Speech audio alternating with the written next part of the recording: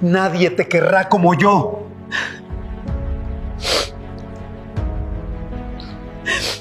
Hola, antes de empezar con el relato de hoy, si valoras estas historias reales que compartimos en SerietV, te pido que te suscribas al canal y dejes tu like. Nos ayuda mucho a seguir dando voz a estos testimonios humanos. Gracias por estar ahí. El sonido del refrigerador es lo único que llena la cocina cuando Andrés no está hablando. Es un zumbido constante, monótono, que a veces me parece el único testigo de mi vida real. Llevamos 12 años casados. Al principio, su atención al detalle me parecía una forma de cuidado, pero con el tiempo, ese cuidado se transformó en una vigilancia silenciosa, en una corrección constante que ha ido erosionando quién soy. Aquel martes estábamos preparando una cena para sus colegas del bufete. Yo estaba cortando las verduras para la lasaña, tratando de que cada cubo fuera perfecto, tal como a él le gusta. Sentía su mirada en mi nuca mientras él descorchaba el vino. No decía nada, pero su silencio tenía un peso específico. Elena, dijo finalmente, con esa voz plana que usa cuando va a señalar una falta, el delantal te queda pequeño, te lo he dicho varias veces. Ese descuido con tu imagen no es apropiado para esta noche. Me detuve con el cuchillo a medio camino. Miré mi reflejo borroso en la ventana de la cocina. Era cierto que había ganado algo de peso, que las ojeras eran mis compañeras habituales tras las noches de insomnio, pero escucharlo así, como si fuera un error de inventario en su casa perfecta, me dolió de una forma sorda. He estado cansada, Andrés. El trabajo en la librería y la casa. Intenté explicar, aunque sabía que las explicaciones no servían de nada. Todos estamos cansados, pero no todos nos abandonamos, respondió, dejando la copa sobre la encimera con un golpe seco. Haz el favor de cambiarte antes de que lleguen. No quiero que piensen que no me ocupo de ti. Esa frase, que piensen que no me ocupo de ti, era su forma favorita de humillarme, como si yo fuera un objeto que él mantenía, una propiedad que debía estar siempre reluciente para no dañar su prestigio. Me fui a la habitación, me quité el delantal y me miré al espejo. Mis manos temblaban un poco. Me puse un vestido oscuro, holgado, intentando desaparecer dentro de él. La cena transcurrió entre risas ajenas y anécdotas de juicios que no comprendía del todo. Yo servía el vino, retiraba los platos y sonreía cuando sentía que los ojos de Andrés me daban la orden de hacerlo, pero por dentro, sentía que me estaba convirtiendo en parte del mobiliario. Era una invitada en mi propia casa, una extraña que conocía los secretos de la lasaña pero que ya no recordaba cuáles eran sus propios sueños. La cena terminó cerca de la medianoche. Cuando el último invitado cruzó el umbral, el silencio de la casa ya no era protector. Era un vacío que Andrés llenaba con su desaprobación. Mientras yo recogía las copas de cristal, él se quedó de pie junto a la ventana, observando la calle vacía. Escuchaba el tintineo del lavavajillas y mis propios pasos, que trataba de hacer lo más ligeros posible. Estuviste ausente toda la noche, Elena, dijo, sin darse la vuelta. El doctor Méndez te preguntó por el libro que estás leyendo y te limitaste a balbucear. Parecías una sombra asustada. Me dejas en una posición muy difícil. No respondí. Seguí limpiando la encimera con movimientos circulares, mecánicos. Sabía que si decía que me sentía cansada, él diría que es porque no sé organizarme. Si decía que me sentía incómoda, él diría que soy una ingrata. En su mundo, mis emociones eran solo errores de cálculo que afectaban la armonía de su vida social. Al día siguiente, en la librería, el aire era diferente. Mi jefe, don Julián, es un hombre mayor que entiende los libros no solo como objetos, sino como refugios. Allí, entre el olor a papel antiguo y el polvo de las estanterías, yo no era la esposa de Andrés, era Elena, la mujer que sabe recomendar el poema exacto para un corazón roto. Elena, tienes un don para escuchar lo que la gente no dice, me comentó don Julián mientras organizábamos la sección de clásicos. Deberías confiar más en esa voz tuya, a veces parece que te estás guardando las palabras en los bolsillos. Me quedé pensando en eso todo el día. ¿Cuándo empecé a guardar mis palabras? ¿Cuándo decidí que el silencio era más seguro que la verdad? Al llegar a casa esa tarde, encontré a Andrés en el despacho. Había un folleto sobre la mesa, un crucero por el Mediterráneo para el próximo verano. He decidido que nos vendrá bien, dijo, señalando el papel con autoridad. Tienes que relajarte, mejorar ese humor. He hablado con mi madre y ella está de acuerdo. Dice que te ves apagada, que has perdido ese brillo que tenías cuando nos casamos. No me preguntó si yo quería ir. No me preguntó si mis vacaciones coincidían con las de la librería. Simplemente trazó la ruta de mi vida. Una vez más, como quien planea una reforma en una habitación vacía, sentí un nudo en la boca del estómago. La humillación ya no era solo por lo que decía, sino por lo que daba por sentado, que mi voluntad era una extensión de la suya, una sombra que él podía mover a su antojo. Aquella noche, mientras él dormía plácidamente a mi lado, me quedé mirando las sombras de los árboles en el techo. Me di cuenta de que mi silencio ya no era de sumisión, estaba empezando a ser el silencio de quien observa una grieta en la pared y sabe que, tarde o temprano, la estructura entera va a ceder. La rutina continuó, pero mi percepción había cambiado. Don Julián me propuso organizar un club de lectura nocturno en la librería. La idea me encendió por dentro. Imaginarme compartiendo ideas, guiando a otros a través de las páginas, era sentir que recuperaba mi voz. Pero al llegar a casa y ver a Andrés sentado con sus informes, la pequeña llama de entusiasmo se hizo pequeña de inmediato. Durante la cena, intenté comentárselo. Serví la sopa de cebolla, la que tanto le gusta porque dice que es sofisticada. Andrés, don Julián quiere que me encargue de un nuevo proyecto en la librería, dije, tratando de sonar casual. Un club de lectura. Sería 2 tardes a la semana. Él ni siquiera levantó la vista de su tablet. Siguió comiendo. El sonido de la cuchara contra el plato era el único ritmo.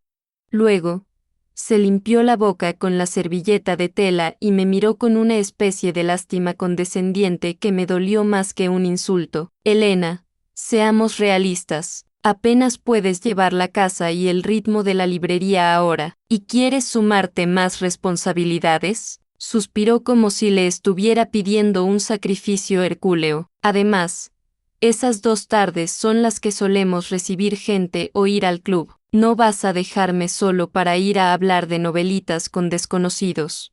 No tienes el temple para dirigir a nadie, te comerían viva. Sentí el calor subiendo por mi cuello. No era la vergüenza de antes, era una indignación acumulada que empezaba a pesar demasiado, pero como siempre, bajé la mirada hacia mi plato. Solo es una oportunidad de crecer, Andrés. Me hace ilusión. Crecemos juntos, o no crecemos. Elena, sentenció con frialdad. Agradece que tienes un marido que te evita pasar vergüenzas públicas.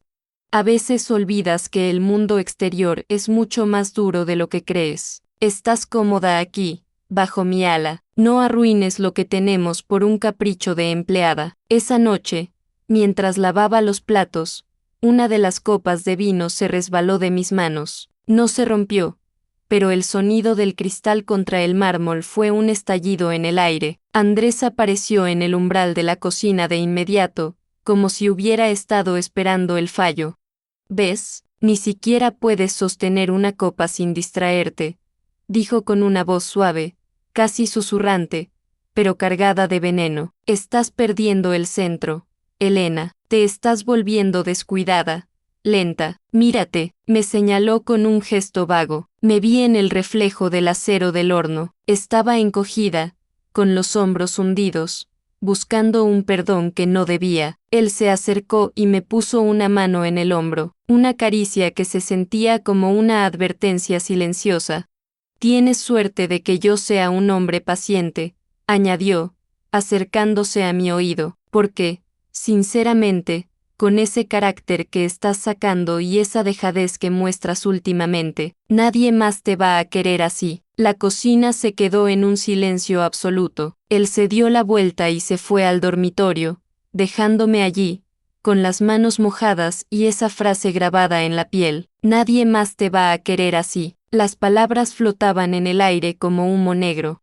No me había gritado, no había sido violento físicamente, pero me había quitado el aire de una forma mucho más profunda. Nadie más te va a querer así. Esas 6 palabras se instalaron en mi cabeza como un ruido de fondo que no podía apagar. Durante días, las escuché mientras barría, mientras atendía a los clientes en la librería, mientras me miraba en el espejo del baño. Al principio, me hicieron sentir pequeña, una sombra defectuosa que solo Andrés tenía la generosidad de tolerar.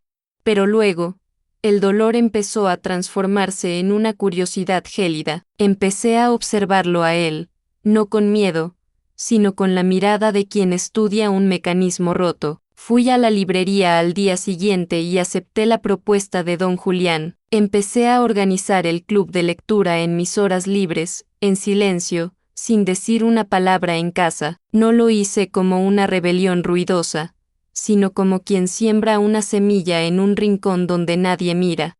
La primera tarde, frente a 5 personas que esperaban mis palabras, sentí que mi garganta se cerraba, pero entonces recordé la cocina, el olor a sopa de cebolla y el desprecio en los ojos de mi marido, y hablé de literatura, de personajes que buscaban su libertad, y por primera vez en 12 años, nadie me corrigió, nadie me dijo que mi voz era inadecuada. Al llegar a casa esa noche, Andrés me esperaba en el salón, sentado en su sillón, con la luz a media intensidad. No me preguntó dónde había estado, dio por sentado que me había quedado haciendo inventario, como siempre. Llegas tarde, Elena. La cena se ha enfriado y el salón necesita que le pases el polvo. Te estás descuidando demasiado, dijo, sin levantar la vista de su periódico. Me quedé de pie en el umbral del salón, con el bolso todavía al hombro. Lo miré y me di cuenta de algo aterrador. Andrés no me quería. Él quería mi obediencia, mi silencio, mi capacidad de ser el decorado perfecto de su vida. El amor no era eso. El amor no era un contrato de arrendamiento sobre la autoestima del otro. Lo haré mañana, Andrés. Hoy estoy cansada, respondí. Mi voz sonó tranquila, desprovista de la habitual nota de disculpa. Él bajó el periódico lentamente. Sus ojos se entrecerraron, escaneando mi rostro en busca de la debilidad de siempre. El silencio que se instaló entre nosotros fue diferente. Ya no era un silencio opresivo que me asfixiaba a mí, sino un silencio de evaluación. Él sintió que algo había cambiado, que la sombra ya no se ajustaba exactamente a su figura. Te estás volviendo insolente, susurró, con un tono que pretendía ser una advertencia. Recuerda lo que te dije, sin mí, no eres nada. Nadie querría a una mujer tan vacía como tú. No lloré, ni siquiera bajé la mirada. Simplemente me di la vuelta y fui a la cocina a servirme un vaso de agua. Mientras escuchaba el sonido del chorro, sentí que la grieta en la pared se abría definitivamente.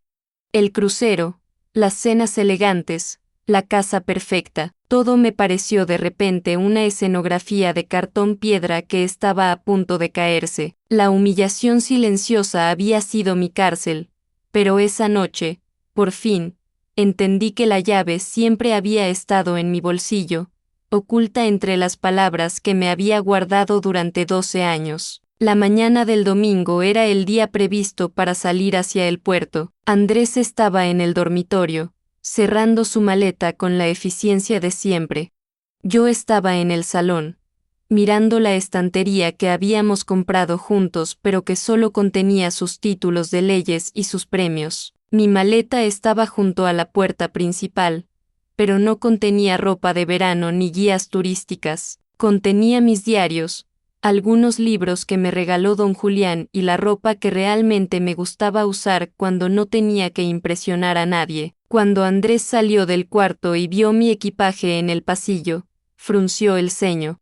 Se ajustó el reloj, ese gesto que siempre precedía a una reprimenda. Te he dicho que la maleta azul era mejor para el barco, Elena. ¿Por qué has sacado esa vieja de lona? Me preguntó, con ese tono de impaciencia que ya no me quemaba. No voy al crucero, Andrés, dije, dándome la vuelta para mirarlo directamente a los ojos. Él se quedó inmóvil, soltó una carcajada seca, de esas que pretenden quitarle importancia a lo que el otro dice. Se acercó a mí, invadiendo mi espacio personal, intentando usar su altura para hacerme sentir pequeña, como lo había hecho durante 12 años. No digas tonterías, todo está pagado, no puedes quedarte aquí sola, no sabrías ni cómo pagar la luz, susurró, y entonces volvió a usar su arma favorita. Recuerda lo que te dije, mírate, estás marchita, nadie, absolutamente nadie en este mundo, te va a querer así. Lo miré. Por primera vez, no vi al hombre poderoso y seguro que me había deslumbrado al principio. Vi a alguien asustado, alguien que necesitaba destruir mi valor para sentirse valioso. Sonreí, fue una sonrisa leve, cansada, pero real. Tienes razón, Andrés, nadie me va a querer así. Respondí con una calma que me llenó los pulmones de aire nuevo. Nadie me va a querer con miedo, con silencio y con la cabeza baja, porque a partir de hoy, yo misma voy a quererme de otra forma, y eso es suficiente. En ese momento, la sala quedó en un silencio absoluto. Fue un silencio denso, pesado, un vacío que se tragó todas las humillaciones, todas las críticas y todos los años de invisibilidad. Andrés abrió la boca para replicar, pero no le salieron las palabras. Se quedó allí, con su maleta de lujo y su crucero pagado, dándose cuenta de que ya no tenía ninguna cuerda de la que tirar. Agarré mi maleta de lona y salí de la casa sin mirar atrás. No hubo gritos ni portazos dramáticos. Solo el sonido de mis propios pasos sobre el pavimento, un ritmo que ahora me pertenecía solo a mí. Caminé hacia la librería de don Julián, sabiendo que el camino sería difícil, pero que por primera vez en mucho tiempo, era yo quien decidía hacia dónde ir. Esta historia no termina aquí. Hay relatos que nunca pude subir al canal. El enlace está en la descripción.